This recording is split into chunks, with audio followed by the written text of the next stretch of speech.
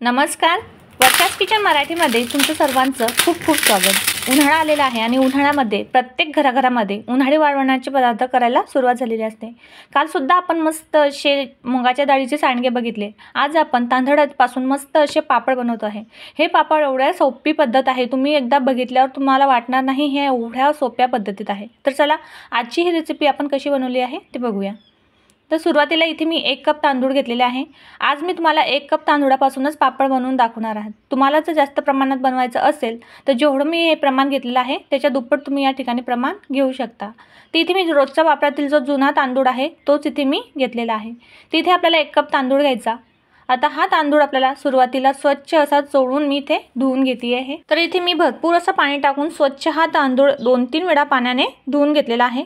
आता हे पाणी आपल्याला टाकून द्यायचं आणि दुसरं मी यामध्ये नवीन पाणी घेते आणि भिजत घालताना इथे भरपूर इथे आपल्याला पाणी घालायचं आहे. तर यामध्ये तांदूळ भिजेल एवढं यामध्ये मी पाणी घातलेलं. परत हे मस्त असं मिक्स करून घेतलेलं. आता हा तांदूळ आपल्याला 8 ते 9 तास भिजत घालायचा आहे. म्हणजे पापड बनवत असताना इथे मी तांदूळ हा रात्रीच भिजत घातलेला होता, म्हणजे सकाळी हे पापड आपल्याला करता येतील. तर इथे मी 8 ते 9 तास हा तांदूळ भिजत घातलेला आहे. दुसऱ्या दिवशी सकाळी तुम्ही बघू शकता व्यवस्थित इथे आपला तांदूळ भिजलेला आहे. आता हे भिजलेल्या तांदूळाचं पाणी मी संपूर्ण काढून घेते आणि हा तांदूळ आपल्याला शिजवून घ्यायचा आहे. तर त्यासाठी मी इथे कुकर घेतलेला आहे. आता कुकरमध्ये आपण पाणी घालूया. तिथे मी 1 कप तांदूळ घेतला होता म्हणून त्या 5 पट इथे आपल्याला पाणी घालायचं आहे. तर 1 कप तांदूळ होता म्हणून इथे मी 5 कप पाणी घालते आहे. 1 कप तांदूळासाठी 5 कप हे परफेक्ट पाण्याचं प्रमाण आहे. ज्या कपाने आपण तांदूळ घेतला त्याच कपाने इथे मी 5 कप पाणी घातलेलं आहे. त्यानंतर यामध्ये आपल्याला चवीनुसार मीठ घालायचं. अर्धा चम्मच इथे मी पापड खार घालते आहे. त्यानंतर 1 चम्मच इथे आपल्याला जिरं घालायचं आणि जे तांदूळ आपण भिजत घालत ठेवलेले होते त्यातील मी संपूर्ण पाणी काढून घेतलेलं आणि हे भिजलेले तांदूळ आपल्याला यामध्ये घालायचे आहे. मस्त असं हे संपूर्ण मिक्स करून घ्यायचं आणि झाकण लावून कुकरच्या इथे आपल्याला शिट्या करून घ्यायच्या आहे. तर इथे मी कुकरचं झाकण लावून घेते. गॅस इथे आपल्याला अगदी कमी ठेवायचा आहे आणि कमी गॅसवरती कुकरच्या आपल्याला फक्त 1 ते 2 शिट्टी इथे करून घ्यायचं आहे. गॅस इथे आपल्याला अजिबात वाढवायचा नाही, एकदम कमी गॅसवरतीच आपल्याला इथे शिट्या करून घ्यायच्या आहे, म्हणजे तांदूळ हे आपले इथे व्यवस्थित शिजतील. तर इथे मी कुकरच्या 2 शिट्या करून घेतलेल्या आहे. आता आपण बघूया. तर तुम्ही बघू शकता व्यवस्थित इथे आपला तांदूळ शिजलेला आहे, म्हणजे पापडसाठी आपल्याला जसा तांदूळ हवा आहे तशा पद्धतीने इथे तांदूळ आपला शिजून झालेला आहे. म्हणजे जेवढं आपण पाणी यामध्ये घातलेलं आहे, म्हणजे 1 कप तांदूळासाठी 5 कप पाणी, म्हणजे हे आपलं परफेक्ट प्रमाण आहे. आता शिजलेला तांदूळ आपल्याला मस्त असा स्मॅश करून घ्यायचा. घरातील एखादी आमटीची जी पडी असेल त्याने किंवा मग स्मॅशर असेल त्याने सुद्धा तुम्ही हा तांदूळ मस्त इथे स्मॅश करून घ्यायचा आहे, म्हणजे त्यात कणी वगैरे राहणार नाही. तर अशा पद्धतीने इथे मी संपूर्ण तांदूळ मस्त असा स्मॅश करून घेतलेला आहे. आता आपण पापड बनवून घेऊया. तर पापड करण्यासाठी इथे मी जे पोळपाट आहे ते घेतलेलं आहे. आता पापड कसे बनवायचे, अगदी सोपी पद्धत आहे. कोणीही सहज हे पापड बनवतील एवढी सोपी पद्धत आहे. घरात जर तुम्ही एकटे असाल तर ते एकटेसुद्धा तुम्ही अगदी अर्ध्या तासात हे पापड इथे बनवू शकतात. तर इथे मी एक प्लॅस्टिकची शीट घेतलेली आहे. त्यावर आपल्याला फक्त थेंबभर तेल लावायचं, छान असं स्प्रेड करून घ्यायचं. आता जो तांदूळ आपण स्मॅश करून घेतलेला आहे तो 1 चम्मच यावर मी तांदूळ घालते. वरून परत एक आपल्याला प्लास्टिक शीट यावर ठेवायची आणि घरात कुठलीही एखादी प्लेट असेल ती प्लेट घ्यायची आणि वरून यावर हलकासा आपल्याला असा दाब द्यायचा आहे. तर तुम्ही बघू शकता हलकासा दाब दिल्याने सुद्धा आपला मस्त इथे आपला पापड तयार झालेला आहे. तर बघा आहे की नाही सोपी पद्धत आणि सहज हा पापड निघतो, अजिबात प्लास्टिकला चिपकत नाही. वरून जी प्लास्टिकची शीट आपण ठेवलेली होती ती काढून घ्यायची आणि जी खालची प्लास्टिकची शीट आहे ती अशी आपल्याला दुसऱ्या प्लास्टिकच्या शीटवरती टाकून घ्यायची आहे. तर हे संपूर्ण पापड मी घरातच टाकून घेते. पंख्याखाली सुद्धा हे पापड व्यवस्थित असे सुकले जातात. तर अशा पद्धतीने इथे मी घरातच हा पापड टाकून घेतलेले आहे.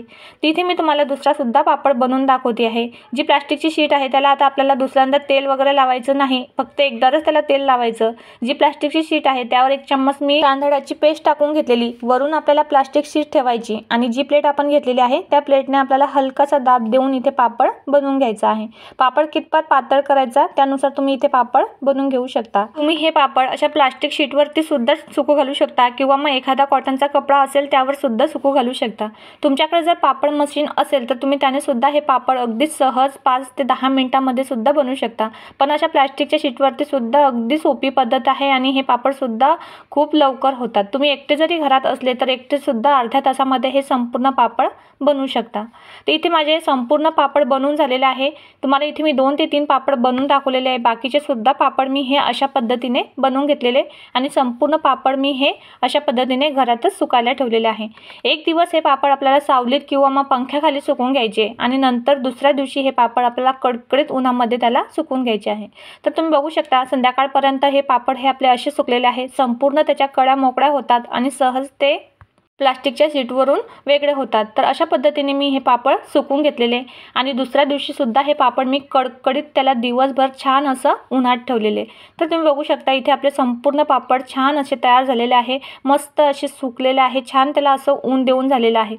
जर तुमच्याकडे ऊन येतच नसेल तर हे पापड तुम्ही घराचं 2 ते 3 दिवस असंच पंख्याखाली सुकून घालू शकता. काही हरकत नाही. तेव्हा सुद्धा आपले पापड छान सुकतात आणि वर्षभर सुद्धा छान असे राहतात. तर अशा पद्धतीने इथे मी संपूर्ण पापड छान असे सुकून घेतलेले. आता पापड झाल्यानंतर प्रत्येकाला असं वाटतं की आपले पापड मी तुम्हाला तळून दाखवते आहे. तर इथे मी साईडला मस्त असं तेल गरम करून घेतलेलं. तेल हे आपल्याला कडकडीत गरम करून घ्यायचं. जो पापड आपण बनवून घेतलेला तो यामध्ये मी सोडते. तर तुम्ही बघू शकता. बघूनच तुमच्या लक्षात आलं असेल की हे पापड आपले किती फुललेले आहे. म्हणजे बनवून घेतलेल्या पापडाच्या तिप्पटनं हा पापड इथे आपला फुललेला आहे. तर अशा पद्धतीने तुम्ही तांदळापासून पापड एकदा नक्की बनवून बघा. तुम्हाला जर जास्त प्रमाणात बनवायचं असेल तर तुम्ही एखादं मोठंच भांडं घ्यायचं, त्याने तांदूळ मोजायचं आणि त्याच्या 5 पट तुम्ही त्यामध्ये पाणी घालून ह्या अशा पद्धतीने पापड बनवून घेऊ शकता. खूप सोप्या पद्धतीने हे पापड होतात आणि लवकर सुद्धा होतात. फक्त तांदूळ हे आपल्याला अगोदरच्या दिवशी भिजत घालायचे ठेवायचे असतात आणि अगदी आपली कढई सुद्धा कमी पडेल एवढा हा पापड आपला छान असा फुलतो. आणि ह्या अशा पद्धतीचे पापड कधीच बिघडत नाही. तुम्ही नवीन जर असाल किंवा पहिल्यांदा जर पापड बनवायला घेत असाल तरी सुद्धा तुमचे पापड हे परफेक्टच होतील. तर अशा पद्धतीने तुम्ही ह्या उन्हाळ्यामध्ये हे पापड एकदा नक्की करून बघा आणि चवीला सुद्धा हे पापड खूप अशी चविष्ट लागतात. तर तुम्ही बघू शकता किती मोठा इथे आपला पापड तयार झालेला आहे. मस्त असा कुरकुरीत सुद्धा झालेला आहे. जेवढा आपण पापड बनवलेला होता तळताना तो त्याच्याहून दुप्पटनं चौपटनं हा पापड इथे फुलतो. तर तुम्ही बघू शकता किती आपला इथे पापड फुललेला आहे. तर ह्या उन्हाळ्यामध्ये ह्या अशा पद्धतीने पापड एकदा नक्की बनवून बघा. रेसिपी आवडल्यास लाईक करा, शेअर करा आणि वर्षाच किचन मराठीला जर तुम्ही सबस्क्राईब केलं नसेल तर नक्की सबस्क्राईब करा. तर चला भेटूया अशा एका छान रेसिपीमध्ये. तोपर्यंत बाय.